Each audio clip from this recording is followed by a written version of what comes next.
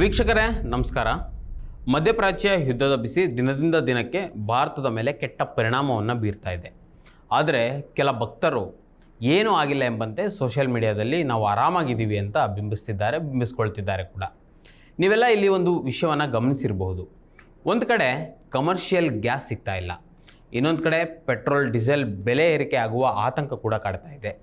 ಈ ಯುದ್ಧದಿಂದ ಕೇವಲ ಭಾರತಕ್ಕೆ ಪರಿಣಾಮ ಬೀರುತ್ತಾ ಅಂತ ನಾವೇನಾದರೂ ಕೇಳಿದರೆ ಖಂಡಿತ ಇಲ್ಲ.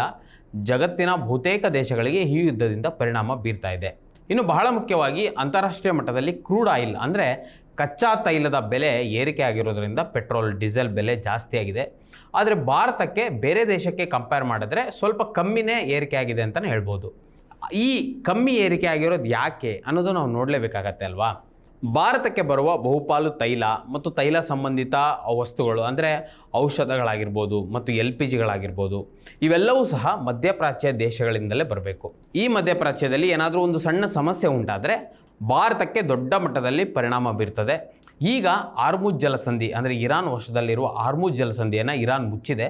ಅದರ ಪರಿಣಾಮ ನೀವೆಲ್ಲ ನೋಡ್ತಾ ಇದ್ದೀರಾ. ಭಾರತದಲ್ಲಿ ಕಮರ್ಷಿಯಲ್ ಗ್ಯಾಸ್ ಸಿಗ್ತಾ ಇಲ್ಲ, ಪೆಟ್ರೋಲ್ ಅಭಾವ ಆಗ್ತಾ ಇದೆ. ಇನ್ನು ಮುಂದಿನ ದಿನಗಳಲ್ಲಿ ಪೆಟ್ರೋಲ್ ಬೆಲೆ ಏರಿಕೆ ಆಗ್ಬೋದು. ಈಗಾಗಲೇ ₹2 ಬೆಲೆ ಏರಿಕೆ ಆಗಿದೆ. ಇವೆಲ್ಲ ನೀವು ಗಮನಿಸಿರ್ತೀರ. ಇಲ್ಲಿ ಇನ್ನೊಂದು ಮುಖ್ಯವಾಗಿ ನೀವು ಗಮನಿಸಬೇಕಾಗಿರೋದು ಮತ್ತು ಒಂದು ಸಿಂಪಲ್ ಎಕನಾಮಿಕ್ಸನ್ನು ನೀವು ಅರ್ಥ ಮಾಡ್ಕೊಬೇಕು. ಯಾವುದೇ ವಸ್ತುವಿನ ಸಪ್ಲೈ ಕಡಿಮೆ ಆಯಿತು ಅಂದರೆ ಆ ವಸ್ತುವಿನ ಬೆಲೆ ಏರಿಕೆ ಆಗ್ತದೆ. ಇದು ಒಂದು ಸಿಂಪಲ್ ಎಕನಾಮಿಕ್ಸ್. ಈಗ ನೀವು ಒಂದು ಪ್ರಶ್ನೆಯನ್ನು ಹಾಕೊಳ್ಬೇಕಾಗ್ತದೆ.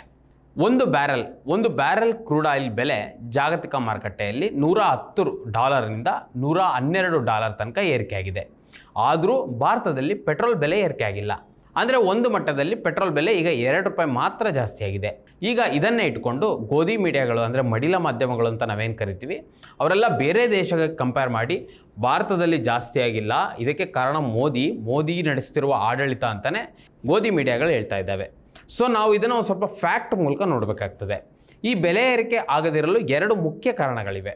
ಒಂದು, ಮುಂದಿನ ತಿಂಗಳು ಭಾರತದಲ್ಲಿ 4 ರಾಜ್ಯಗಳ ಮತ್ತು 1 ಕೇಂದ್ರಾಡಳಿತ ಪ್ರದೇಶದ ಚುನಾವಣೆ ನಡೀತಾ ಇದೆ. ತಮಿಳುನಾಡು, ಅಸ್ಸಾಮು, ಪಶ್ಚಿಮ ಬಂಗಾಳ ಮತ್ತು ಕೇರಳದಲ್ಲಿ ಚುನಾವಣೆಗಳು ನಡೀತಾ ಇದೆ. ಈ ಚುನಾವಣೆ ಮುಗಿಯೋ ತನಕ ಹೇಗಾದರೂ ಮಾಡಿ ಪೆಟ್ರೋಲ್ ಡೀಸೆಲನ್ನು ಕಡಿಮೆ ಬೆಲೆಗೆ ಕೊಡುವ ಪ್ಲ್ಯಾನನ್ನು ಮಾಡಿದ್ದಾರೆ. ಯಾಕಂದರೆ ಭಾರತದಲ್ಲಿ ಬೆಲೆ ಏರಿಕೆ ಏನಾದರೂ ಮಾಡಿದರೆ ಅದರ ಬಿಸಿ ನಿಜಕ್ಕೂ ಜನಸಾಮಾನ್ಯರಿಗೆ ತಟ್ತದೆ. ಅದರ ದೊಡ್ಡ ಹೊಡೆತ ಚುನಾವಣೆಗಳಲ್ಲಿ ಕಾಣಬೇಕಾಗ್ತದೆ. ಸ್ನೇಹಿತರೆ, ಇದೇನು ಊಹಾಪೋಹದಿಂದ ಹೇಳ್ತಾ ಇಲ್ಲ. 2017ರಲ್ಲಿ ಉತ್ತರ ಪ್ರದೇಶದಲ್ಲಿ ಮತ್ತು ಗುಜರಾತ್ನಲ್ಲಿ ವಿಧಾನಸಭಾ ಚುನಾವಣೆ ಅನೌನ್ಸ್ ಆಗಿರುತ್ತೆ. ಆಗಲೂ ಸಹ ಜಾಗತಿಕ ಮಟ್ಟದಲ್ಲಿ ಕ್ರೂಡ್ ಆಯಿಲ್ ಬೆಲೆ ಸಿಕ್ಕಾಪಟ್ಟೆ ಜಾಸ್ತಿ ಇರುತ್ತೆ. ಇನ್ನು ಆ ಸಂದರ್ಭದಲ್ಲಿ ಮಾತ್ರ ಭಾರತದಲ್ಲಿ ಪೆಟ್ರೋಲ್ ಬೆಲೆ ಏರಿಕೆ ಆಗಿರಲಿಲ್ಲ. ಚುನಾವಣೆ ನಡೆಯುವ ಸಂದರ್ಭದಲ್ಲಿ ಅಂದರೆ 3 ತಿಂಗಳುಗಳ ಕಾಲ ಬೆಲೆ ಜಾಸ್ತಿ ಮಾಡಲಿಲ್ಲ. ಆ ಸಂದರ್ಭದಲ್ಲಿ ನಮ್ಮ ಪೆಟ್ರೋಲಿಯಂ ಕಂಪನಿಗಳಿಗೆ ಬೆಲೆಯನ್ನು ಏರಿಸದಂತೆ ಸೂಚನೆಯನ್ನು ಕೇಂದ್ರ ಸರ್ಕಾರ ನೀಡಿತ್ತು. ಅದಾದ ನಂತರ ಪೆಟ್ರೋಲ್ ಬೆಲೆ ಒಂದೇ ಸಲ ಏರಿಕೆ ಆಯಿತು.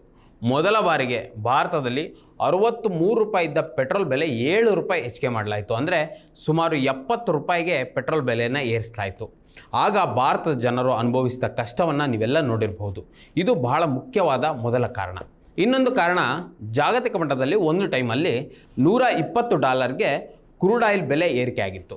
ಆಗಿದ್ದಾಗಲೂ ಸಹ ಭಾರತದಲ್ಲಿ ಸುಮಾರು ₹70ರಿಂದ ₹80ಗೆ ಪೆಟ್ರೋಲ್ ಸಿಗ್ತಾ ಇತ್ತು. ಈಗ ನೀವು ಯೋಚನೆ ಮಾಡಿ, ಈಗ ಕ್ರೂಡ್ ಆಯಿಲ್ ಬೆಲೆ $110ರಿಂದ $112ಗೆ ಜಿಗಿದಿದೆ. ಹೀಗಿರುವಾಗಲೂ ಸಹ ಭಾರತದಲ್ಲಿ ₹100 ಪೆಟ್ರೋಲ್ ಸಿಗ್ತಾ ಇದೆ. ಅಂದರೆ ನಾನು ಏನು ಹೇಳಕೊಟ್ಟೆ ಅಂದರೆ $120ಗೆ ಕ್ರೂಡ್ ಆಯಿಲ್ ಬೆಲೆ ಏರಿಕೆ ಆದಾಗಲೂ ಕೂಡ ಭಾರತದಲ್ಲಿ ₹70ಗೆ ಪೆಟ್ರೋಲ್ ಸಿಗ್ತಾ ಇತ್ತು. ಆದರೆ ಇವತ್ತು $110ರಿಂದ $112ಗೆ ಇದೆ. ಆದರೆ ಭಾರತದಲ್ಲಿ ಪೆಟ್ರೋಲ್ ಬೆಲೆ ಇವತ್ತು ₹104. ಇನ್ನು ಬಹಳ ಮುಖ್ಯವಾಗಿ ವೀಕ್ಷಕರೇ, ಇನ್ನೊಂದು ಗಮನಿಸಬೇಕಾಗಿರೋದು ನೀವು ಇಲ್ಲಿ ಅಂದರೆ, ಕಳೆದ ವರ್ಷ ಏನು ಬಹಳ ಹಿಂದೆ ಅಲ್ಲ, 3-4 ತಿಂಗಳುಗಳ ಹಿಂದೆ ಜಾಗತಿಕ ಮಟ್ಟದಲ್ಲಿ ಕ್ರೂಡ್ ಆಯಿಲ್ ಬೆಲೆ ಬರೀ $65ಗೆ ಸಿಗ್ತಾ ಇತ್ತು. ಕಳೆದ ವರ್ಷ $65ಗೆ ಸಿಗ್ತಿದ್ರೂ ಸಹ ಭಾರತದಲ್ಲಿ ಪೆಟ್ರೋಲ್ ಬೆಲೆ ₹100 ಇತ್ತು. ಅಂದರೆ ಕಡಿಮೆ ರೇಟಿಗೂ ಸಹ ನಮಗೆ ಕ್ರೂಡ್ ಆಯಿಲ್ ಸಿಕ್ಕಾಗಲೂ ಸಹ ಭಾರತದಲ್ಲಿ ಪೆಟ್ರೋಲ್ ಬೆಲೆಯನ್ನು $100ಗೆ ಇಟ್ಕೊಂಡಿರಲಾಯಿತು. ಎಷ್ಟೋ ಸಂದರ್ಭದಲ್ಲಿ ಇದು ಪ್ರತಿಭಟನೆಗಳು ನಡೆದವು. ಕ್ರೂಡ್ ಆಯಿಲ್ ಬೆಲೆ ಕಡಿಮೆ ಇದ್ದಾಗಲೂ ಸಹ ಭಾರತದಲ್ಲಿ ಯಾಕೆ ಪೆಟ್ರೋಲ್ ರೇಟ್ ಕಮ್ಮಿ ಮಾಡ್ತಿಲ್ಲ ಅಂತ, ಆದರೂ ಸಹ ಅಷ್ಟೇ ಇಟ್ಕೊಳ್ಳಾಯಿತು. ಭಾರತ ಸರ್ಕಾರ, ಇನ್ಫ್ಯಾಕ್ಟ್ ನರೇಂದ್ರ ಮೋದಿ ಸರ್ಕಾರ ಭಾರತದ ಜನರಿಗೆ ಈಸಿಯಾಗಿ ಈ ಸಂದರ್ಭದಲ್ಲಿ ಮೋಸ ಮಾಡ್ತು. ಅಂದರೆ ಕಸ್ಟಮ್ಸ್ ಡ್ಯೂಟಿಯನ್ನು ಹಾಕಿ ಸುಲಿಗೆಯನ್ನು ಮಾಡಿದರು. ಕಳೆದ ಬಾರಿ ಲಕ್ಷಾಂತರ ಕೋಟಿ ರೂಪಾಯಿ ಲಾಭವನ್ನು ಮಾಡಿಕೊಂಡ್ರು. ಈಗ ಅಂತಾರಾಷ್ಟ್ರೀಯ ಮಟ್ಟದಲ್ಲಿ ಕ್ರೂಡ್ ಆಯಿಲ್ ಬೆಲೆ ಜಾಸ್ತಿ ಇದ್ದರೂ ಕೂಡ ಭಾರತದಲ್ಲಿ ಬೆಲೆ ಜಾಸ್ತಿ ಆಗಿಲ್ಲ ಅನ್ನೋಕ್ಕೆ ಇದು ಬಹಳ ಮುಖ್ಯವಾದಂಥ ಮತ್ತು ಬಹಳ ಪ್ರಮುಖವಾದ ಕಾರಣ. ಮೋದಿ ಸರ್ಕಾರ ಈಗಾಗಲೇ ಸುಲಿಗೆ ಮಾಡಿರುವ ದುಡ್ಡು ಇನ್ನೊಂದು ಮುಂದಿನ ತಿಂಗಳು ಬರಲಿರುವ ವಿಧಾನಸಭಾ ಚುನಾವಣೆಗಳನ್ನು ಗಮನದಲ್ಲಿಟ್ಕೊಂಡು ಪೆಟ್ರೋಲ್ ಬೆಲೆಯನ್ನು ಏರಿಕೆ ಮಾಡಿಲ್ಲ ಅನ್ನೋದು ಇಲ್ಲಿ ಸ್ಪಷ್ಟವಾಗಿ ಗೊತ್ತಾಗ್ತದೆ.